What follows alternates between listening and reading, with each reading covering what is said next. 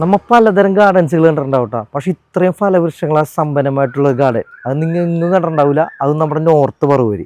ഇവിടെ വന്നാൽ ഫലവൃക്ഷങ്ങളുടെ കലവറ തന്നെ കാണാട്ടോ. പല വെറൈറ്റി മാവുകളും പല വെറൈറ്റി തെങ്ങുകളും അങ്ങനെ പല വെറൈറ്റി വൃക്ഷങ്ങളുടെ കലവറ തന്നെ ഇവിടെ നമുക്ക് കാണാൻ സാധിക്കും. അതുകൂടാണ്ട് നിരവധി പൂച്ചെടികളുടെ ഇഷ്ടംമാരെ കളക്ഷൻസ് ആണ് ഈ ഗാർഡനിൽ വന്നിരിക്കുന്നത്. എടുത്തു പറയേണ്ടത് ഇവിടുത്തെ സ്പേസ് തന്നെ ഉണ്ടാ 50 സെന്റിലാണ് ഈ ഫുൾ ഗാർഡൻ ഇവർ സെറ്റ് ചെയ്തിരിക്കുന്നത്. കൂടുതൽ അറിയാനായിട്ട് ഈ ചേട്ടനോട് നമുക്ക് ചോദിക്കാട്ടോ. ശ്രീലങ്കൻ എന്ന് പറഞ്ഞ ഐറ്റം ഈ തെങ്ങ് ഉൾക്കനം നല്ല കൂടുതലായിരിക്കും. ഇതാകെ ഒരു 2 അടി പൊക്കം വരുള്ളൂ. ഇതാണ് ഗംഗാബോണ്ടം. കരിക്കിനും തേങ്ങക്കും ഒരേപോലെ ഉപയോഗിക്കാൻ പറ്റിയ ഐറ്റമാണ്.